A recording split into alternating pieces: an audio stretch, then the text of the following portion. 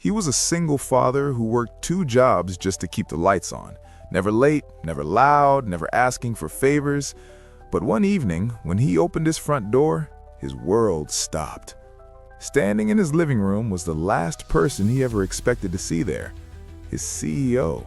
Not dressed in power or privilege, but scrubbing his floors in silence.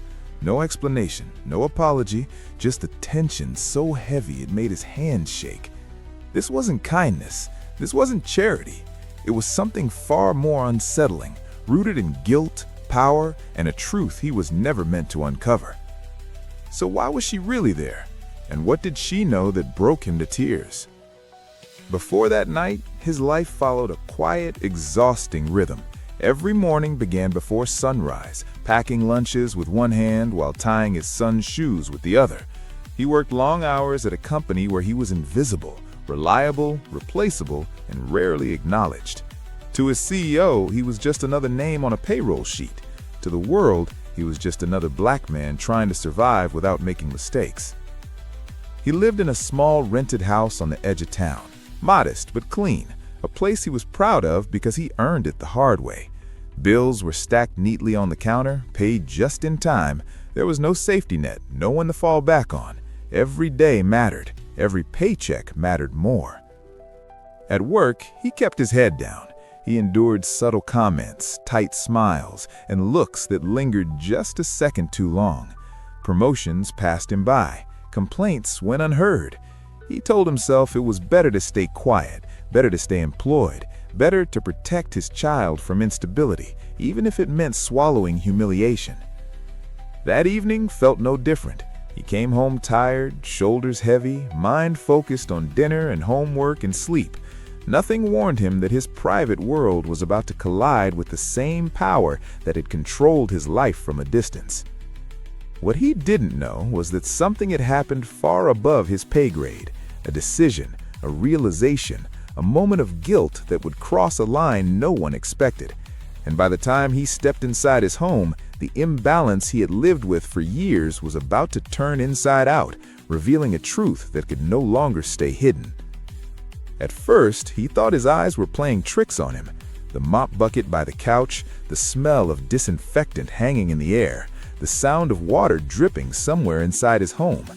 His body stiffened before his mind caught up, every instinct screaming that something was wrong. This house was his only safe place, and someone powerful had crossed into it without warning. She stood there calmly, sleeves rolled up, hands red from scrubbing. The same CEO who never learned his name, the same woman who walked past him in glass hallways as if he were part of the furniture. Now she was in his living room, looking smaller somehow, but still dangerous in a way that made his chest tighten. She didn't explain herself, not yet.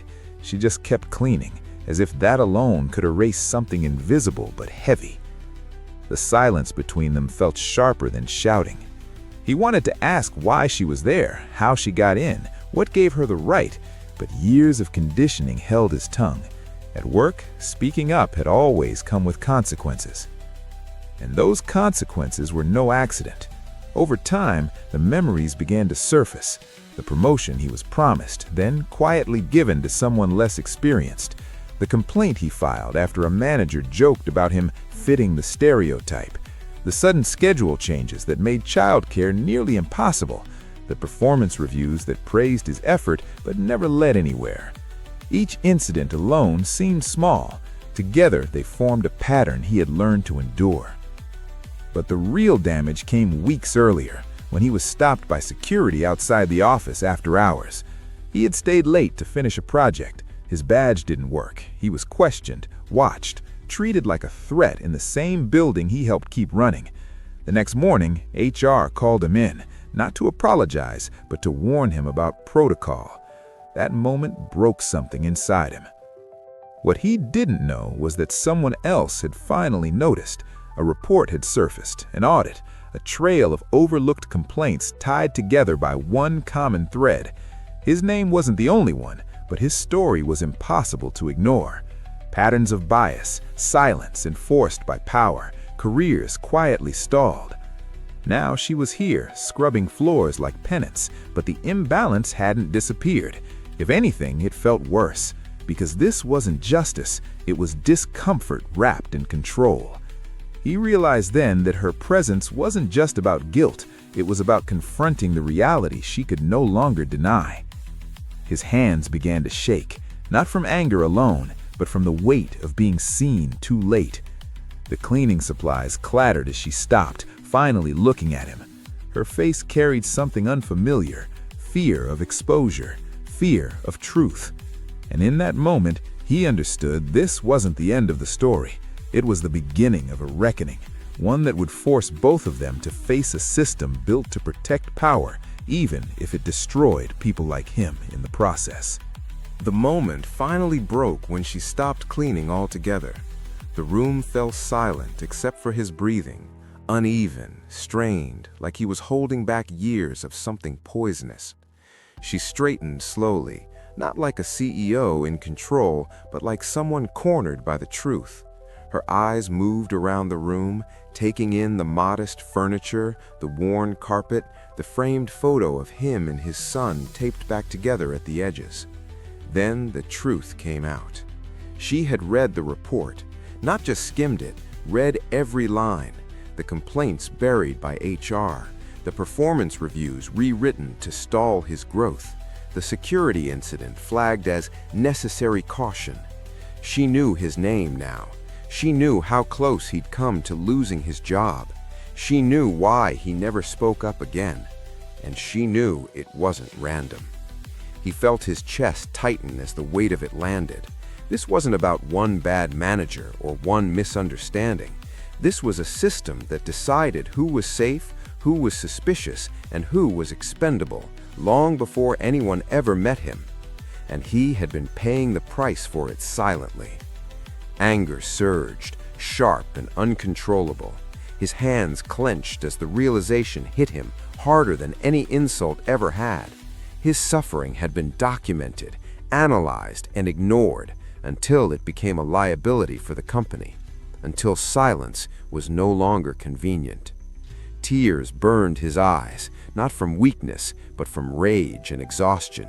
He had done everything right, worked harder, stayed quieter, endured more, and still it hadn't been enough. She stood there now, exposed, trying to make herself smaller in a space that was never hers to enter. Cleaning didn't undo damage, guilt didn't restore stolen years, and apologies, spoken or not, couldn't erase what had already been taken from him. For the first time, he didn't feel afraid of her power. He felt the power of the truth.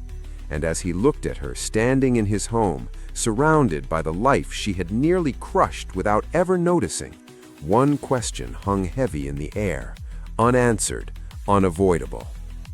What happens when the system is finally forced to face the people it tried so hard to erase? The cleaning stopped, but the silence that followed was heavier than anything that came before it. She didn't make promises. She didn't try to justify what had happened. For once, there was nothing she could say that would restore what had been taken from him. She left his home the same way she entered, quietly, carrying the weight of a truth she could no longer ignore. For him, the days that followed felt different, not easier, but clearer. An internal investigation moved forward. Policies were questioned. People who had never been heard before were suddenly asked to speak. He was offered opportunities that should have come years earlier, but this time they didn't feel like rewards. They felt like acknowledgments, proof that what he endured had been real all along. At home, he stood a little taller, not because the system had changed overnight, but because he no longer doubted himself. He spoke more freely. He documented everything. He taught his son something powerful without ever saying a word, that dignity doesn't come from approval, and silence should never be the price of survival. But the story doesn't end with one man or one company. His experience reflects a reality faced by millions, where bias hides behind policies, where discrimination wears professional language, and where harm continues quietly until it becomes impossible to ignore. Racism doesn't always announce itself with violence. Sometimes it shows up as stalled careers, constant suspicion, and opportunities that never arrive. What happened in that small house forced a reckoning, but it also raised a question we all need to sit with. How many people are still suffering in silence, waiting to be believed? And how many times will the truth have to enter someone's home before real change finally begins? If this story moved you, don't let it end here. Share it, talk about it, challenge what feels normal, because awareness is where accountability starts, and change only happens when we refuse to look away.